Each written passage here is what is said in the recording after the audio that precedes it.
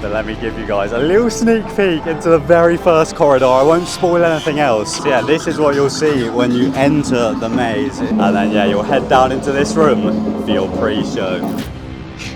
This is our legacy.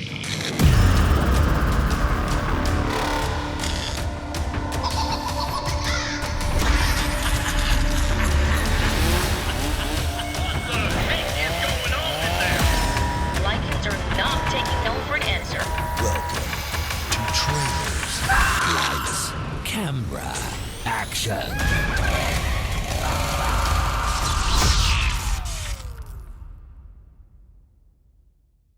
Yo, what is going on, guys? My name is TheJackSilkstone and welcome to my final Thorpe Park Fright Nights construction update of the year. Oh my god, guys, Fright Nights is ridiculously close now. And yeah, today we have the entire park to ourselves. The park is currently closed today and tomorrow in preparation for this year's Fright Nights event, which means all of the kind of final touches are being put into place. In fact, tonight, the night I'm filming this video, is Fake Nights, in which all of the actors, myself and Kieran and like management will be heading through the attractions for the very first time and kind of giving feedback so that they can then change in preparation for press night, which is happening the day after this video comes out. And then the day after that, Friday, is obviously the first public day for Fright Night. So yeah, it's so exciting. And yeah, today I've got so much to show you, and I'm going to be giving you a few sneak peeks inside some of the attractions. So yeah, let's start by heading over to Amity High. Let's go.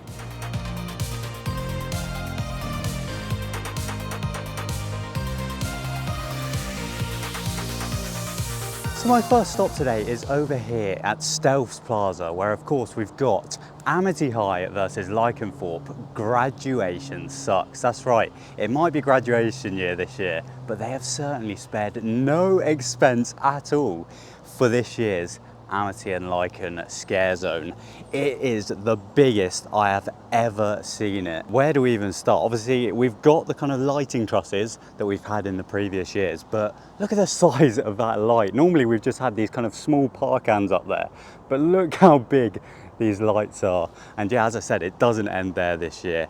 Over by the bus, we've got two huge banners. If you remember last year's event, we kind of had two things on either side of a stage, but they were just kind of, they were about a third of the size of these. They kind of come up to there and they were like wooden kind of photo opportunities. They were very cool, but nothing compared to the scale that we have this year. Right, let's go and take a closer look. So as you can see, we've got these big old banners with so many lights. I think when we were talking to the guy kind of programming it and everything, there are around 40 plus lights just for this kind of flash mob show.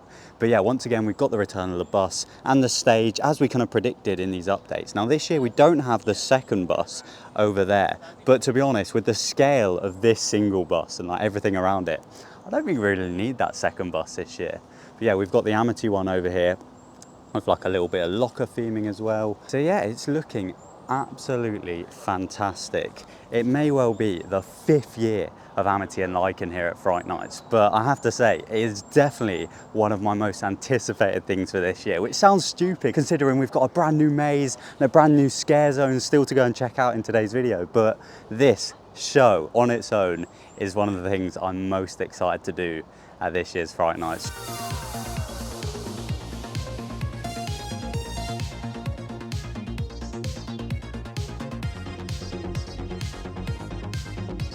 So I've made my way over to the brand new scare zone for this year, Death's Doors. Oh yes, as you can see behind me, it's looking fantastic. I think in terms of scare zones here at the park, this is definitely kind of the most impressive facade that we've ever had here at Fright Nights. So yeah, we've had the flags go up over the past few days, and again, we've still got the beautiful red kind of construction barriers. However, today, I'm going to give you guys a little sneak peek at what you can expect within Death's Doors. So yeah, if we go onto the other side of these barriers, then we get a nice view of the beautiful kind of embossed logo over here. Look at that. That's good quality stuff, that is.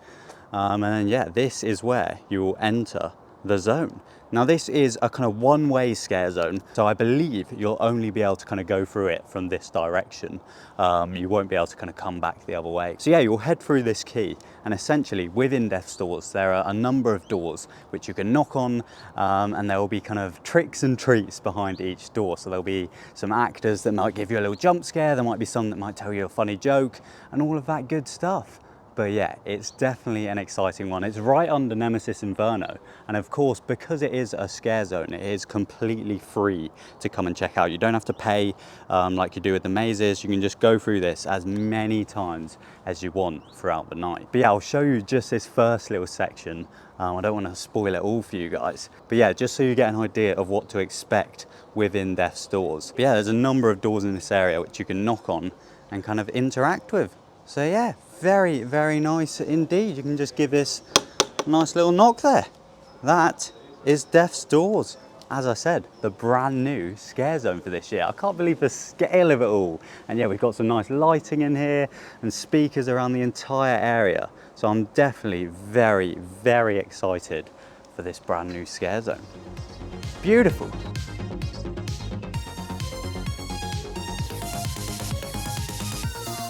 So down at the exit to Death's Doors, we have, of course, the big old stage, which has been used for the park's Oktoberfest once again this year, which as a result, I haven't been able to show a lot of the construction because obviously Oktoberfest has been taking place. And yeah, Oktoberfest ended like literally 2 days ago at the time of filming this video. We've still got like the bar set up over here, but they've already kind of spun around the stage in preparation for this year's birthday bash. Now I don't think it's quite done yet because, as I said, it's already been a ridiculously quick turnaround. But yeah, we've started to have some of the decorations going up on the stage, and of course this year we've got the 21 because it is Fright Night's 21st birthday. But yeah, they've still got time to get all of this set up. A lot of the flags, as you can see, are in. But yeah, at this point it's just a case of getting rid of Oktoberfest and putting all of the beautiful Fright Nights birthday bash theming in.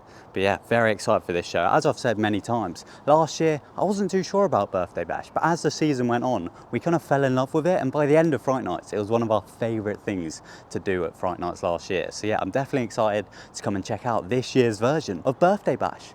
But yeah, next up, we'll go and head down to trailers.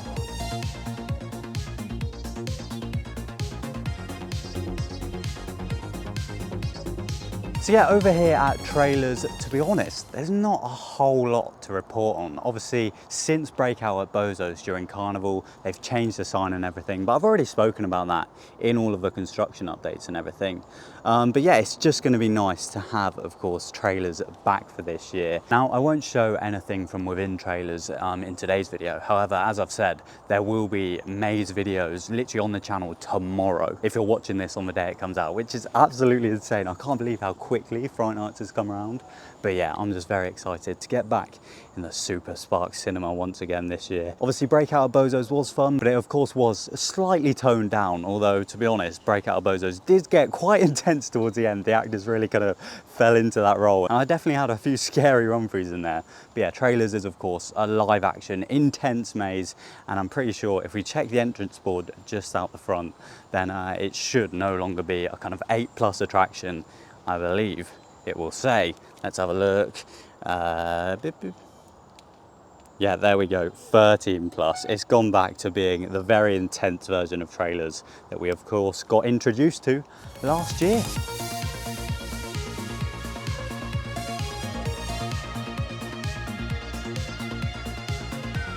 So over here in Old Town, if you've been watching my other updates, you will have seen I keep coming over to this spot over by Samurai to look through this little gap in the fence to see if this new kind of entrance for Creek Freak Massacre has been built yet. However, as you can see, nothing has changed down there, which is a bit confusing. However, it's not, guys, don't worry. This is very exciting. Now, of course, this white fence got put up right at the start of this season, of course, in preparation for Project Exodus, the park's brand new roller coaster project. However, as I'm sure you know, there's been a few complications in the planning department, which has meant that construction, or at least proper construction for the ride, can't start yet. And as a result, this area has just been blocked off all year, and we thought we wouldn't be able to get in there during Fright Nights. It's the reason that Creek Freak Massacre is being called the final cut this year. It's the last time the maze is going to be there. However, if I pan the camera around, guys, look at that. Old Town is once again open, and we can head in to a queue line off in the distance. That's right, this year, Old Town, or at least half of Old Town, is going to be open during Fright Nights. It is kind of only going to be used as an area where you will come to queue up for Creek Freak. But yeah, I suppose the area hasn't changed because obviously Thorpe Park haven't yet got planning permission for Project Exodus. So why the hell not? Why would they bother kind of building a whole new entrance over Loggers Leap to round the back of Creek Freak when, yeah, they still got all of this land available. So yeah, as you can see, they've kind of fenced off half of Old Town and obviously Rocky Express and everything. But yeah, you'll once again be able to head into Old Town this year, hopefully for the last time ever, because hopefully during Fright Nights they'll get the approval, and then as soon as Fright Nights is over, they can start clearing this area. But yeah, we've had some nice tarmac put down, and the big old kind of bridge that you used to go over to go and queue up for Creek Freak has now gone. So yeah, you'll just go over this kind of tarmac now and enter the maze as usual down in this corner. But yeah, this whole time we kind of thought that because of the Exodus plans, you would be entering the queue line over in this corner. But that's not the case. I've obviously been looking at that area for so long and nothing was ever gonna happen. But yeah, very, very excited to get back into Creek Freak this year. It's so weird because technically it's only the 3rd year of the maze. Oh yes, look at it, so exciting. It's the 3rd year the maze is operating, but it feels like it's been here for so long. I think because of COVID, obviously, we got that unchanged year, and that's why it kind of feels like quite an old classic maze, but technically it's only the 3rd year. I think it's great that Thorpe aren't letting things go stale. But no, it's cool to see that they have announced it's the final year. This is your last chance to come and check out Creek Freak Massacre. And yeah, it's gonna be called the final cut. And yeah, you're gonna be able to come into Old Town. Very cool.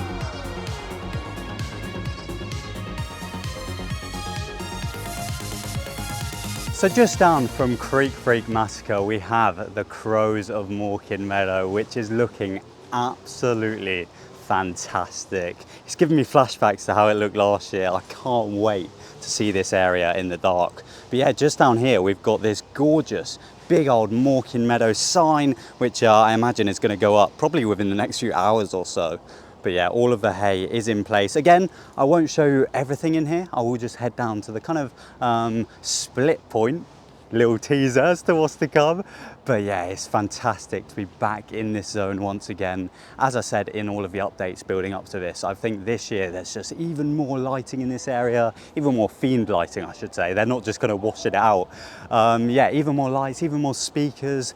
Yeah, I'm so excited for this zone once again. As you can see, we've had loads of pumpkins and scarecrows put in, fake scarecrows, I should say.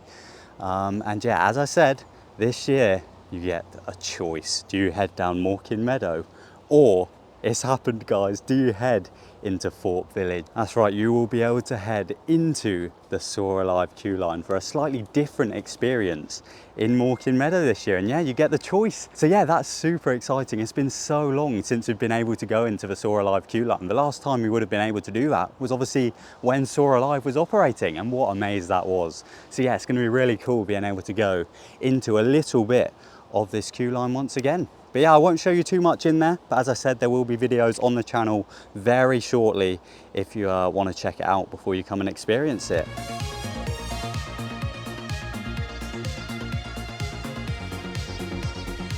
Oh my God, just walking through the Crows there got me so excited for Fright Nights. It's insanely close now. Oh my God. But yeah, just over here we have the terminal, which is of course the brand new audio experience for this year. Now there's not a whole lot I can show you with this one, unfortunately, because everything that's going on is within these containers. However, I guess since my last update, these containers are the new things to show you guys.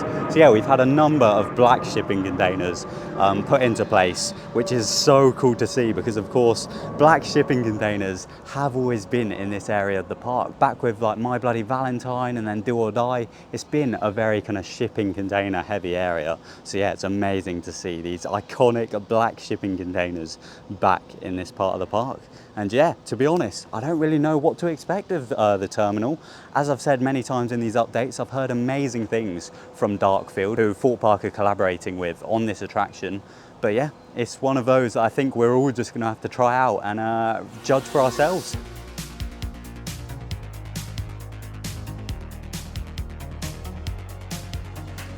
Oh yes, so I am ridiculously excited for this one. I've made my way over to Swarm Island, where of course we have the location of the brand new maze for this year, Survival Games. And as I've said many times in these updates, these gates here is where you'll be entering this maze. And as you can see, on the other side, we have some beautiful posters that have gone up.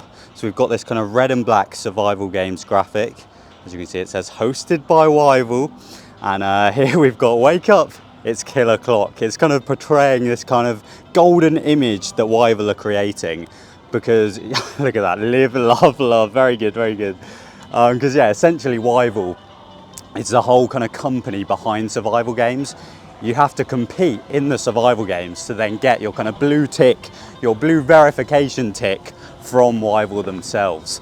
But yeah, when you do the maze, you'll head down this little path. I like this. It feels very Halloween Horror Nightsy, how you kind of go behind the scenes. And then yeah, as you can see, we've got survival games over here. So yeah, you'll come and join the queue line just out the front of the maze. And yeah, this is the first time, I believe, kind of showing the facade to the whole maze. And we've got that iconic eye that of course popped up in so much of the marketing material. There it is.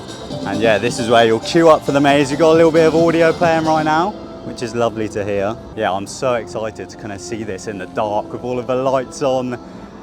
But let me give you guys a little sneak peek into the very first corridor. I won't spoil anything else. Yeah, this is what you'll see when you enter the maze. It's a beautiful tunnel with some nice lighting effects. And then yeah, you'll head down into this room for your pre-show.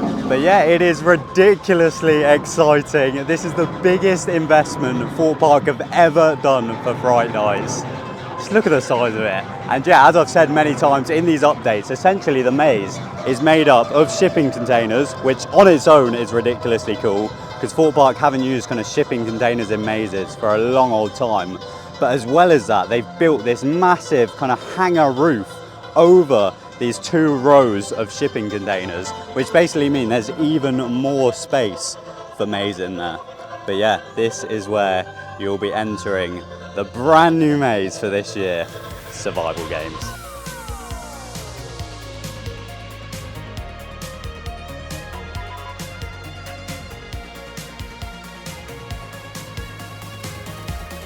So that brings me to the end of my final Thorpe Park Fright Nights construction update of the year. It's been another brilliant year of updates. And yeah, at this point, we roll into the best time of the year.